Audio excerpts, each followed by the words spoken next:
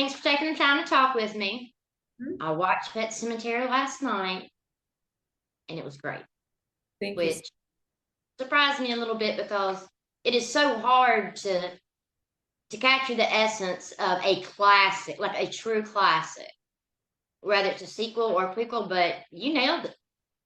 Thank you so much for the kind words. That means the world to me. And yeah, it was definitely feeling like a big responsibility. I loved the book and the original film so much as a kid, and I just wanted to do right by that and by that love and by that property and by King himself. And so I just kept rereading and rereading the book and just wanted to really be very true to the themes in it. Of course, like, what would you do to save somebody you love, which I wanted to expand from just the kind of isolated Lewis Creed story to really every relationship in town, and see how the burden of this cursed town really falls on everybody in it, but also how they come together to try to save each other. Um, and then also just be true to the spirit of the tone of the book, which I think is very particular. And it's a human drama first, and but scary as fuck, and it also has some dark humor in it, and that was always a tightrope to walk. Right. Well, you did it well. So congrats on that. Thank you. It really is. It was impressive. Now I have to ask, what made you go from neuroscience to filming? So I always knew that I wanted to be a director and a storyteller, and horror and science fiction were always my first loves. And so it wasn't that I thought I wanted to be a doctor or study science. It's more just that I thought it would make fascinating kind of background knowledge for stuff I wanted to do. And I have to tell you, like, almost every project I work on, I use something from what I studied. That's awesome. That's awesome. So what made you choose this project as your, big directorial debut?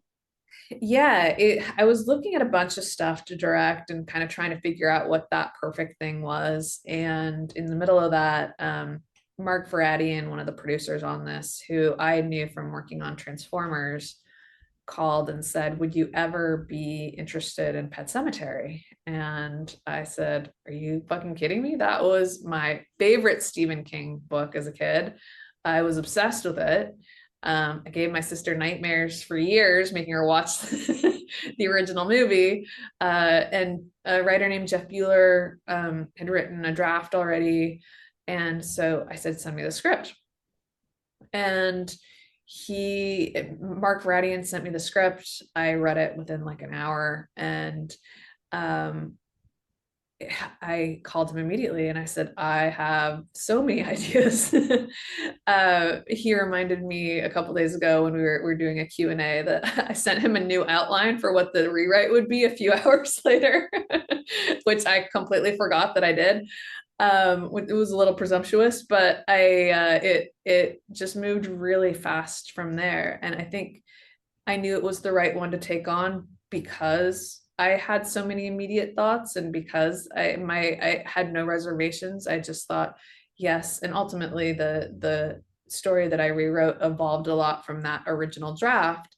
But that core idea of telling an origin story of Jud and telling the Timmy Baterman chapter, which was absolutely Jeff's idea and the producers, is what excited me about the potential of it, even though my version of it ended up being quite different than what it originally was. Besides some of the characters, like I believe that a couple of them weren't real prominent in the original script. What did you change? Um, it would be hard to describe everything I changed. It was there's a lot that I changed, but the most important things to me that I changed were it was important to for me to kind of rewrite the notion of the Wendigo and the kind of cursed indigenous land, and kind of give a reboot to that mythology, and bring in like two point of view characters who are Native American, who are brother and sister, there was a version of Manny in the original draft, and he was a little bit more of like a comic relief sidekick character, but Donna, his sister, didn't exist. And I wanted to make sure that Manny felt like, equal weight hero with Jud, and that to me, Donna and Manny kind of became one of the hearts of the movie that was important to me to center it around. And then also just this notion of Timmy and Jud and Manny being friends. And to me, it was so important that they grew up with each other and they were friends, and they were friends who grew apart and now were coming back together in this really tragic circumstance. Another important element that was important to me to change was making Timmy Baterman feel like a kind of sympathetic, nuanced villain. I didn't want him to just be like a slasher horror villain. It was important to me that he retained some of that humanity, and that there was a tragic element to that, and that Bill Baterman wasn't somebody that we just hated or thought that he did something unthinkable, that we felt for him, and that there was real pathos and tragedy there because he just wanted his son back. And that was really important to me. And then this notion of kind of creating this dichotomy between Bill Baterman and Timmy as like the antagonist force, and then Dan Crandall and Jud and their father-son relationship. We've got like two fathers on opposite sides of this, but in a way they're both doing similar things. They're just trying to protect their sons, right? And kind of tracking that arc and making it more of like this inevitable collision between good guy and bad guy coming together.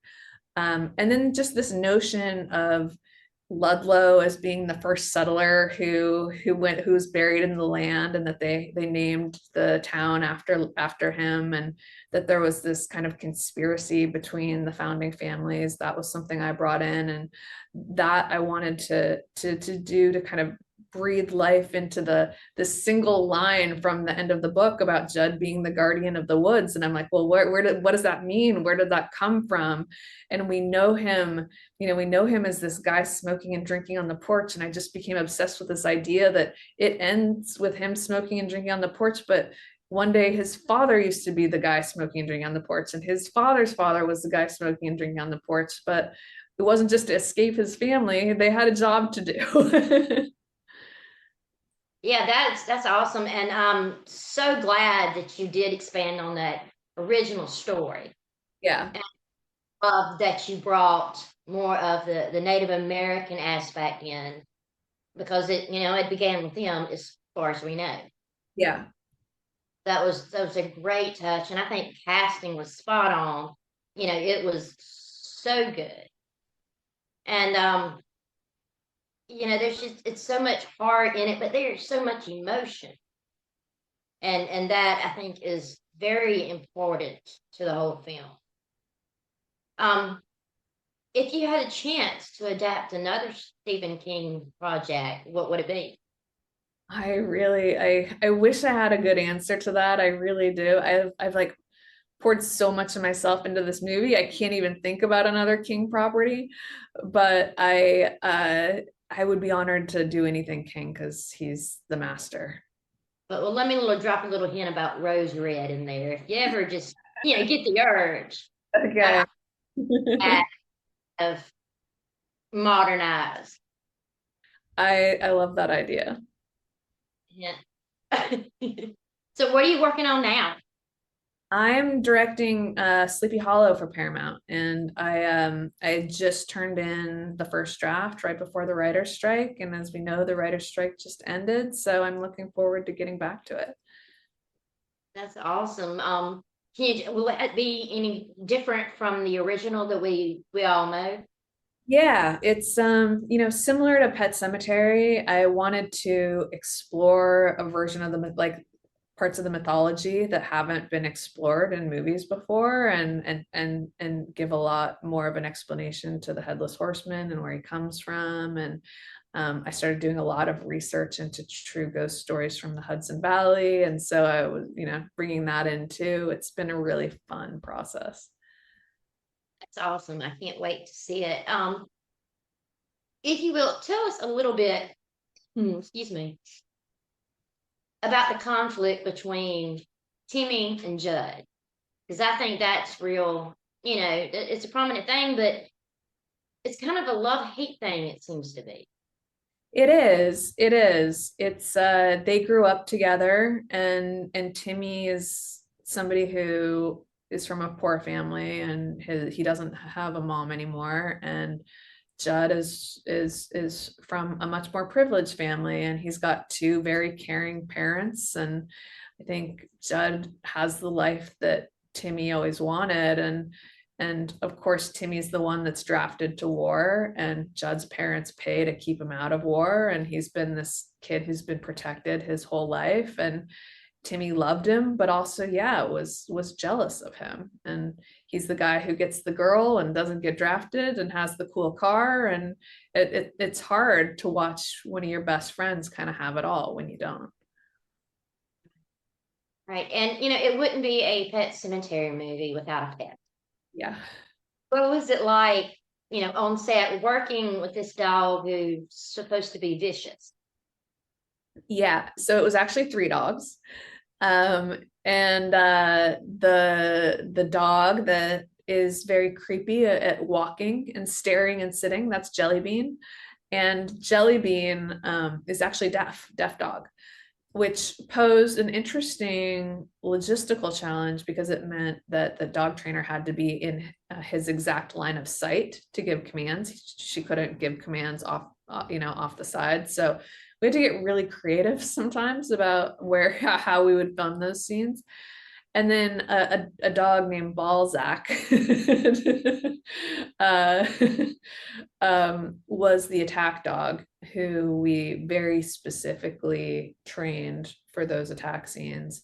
And there's a lot that goes into choreographing them, but also making sure it's safe, not just for the actors, but for the dog, because you don't want the dog to break its jaw or its teeth. And those were some of the most fun scenes to shoot, but definitely the most logistically challenging. Well, and I love that these dogs that are supposed to be undead have such cute little fuzzy names. That's awesome. I Exactly. love it. So funny. Well, thank you so much for your time. And I can't wait to talk to everyone about Pet Cemetery because it really was awesome. It was a fantastic addition to a franchise that needed more information, more story. Thank you so much. I really, really appreciate the kind words. It means so much to me.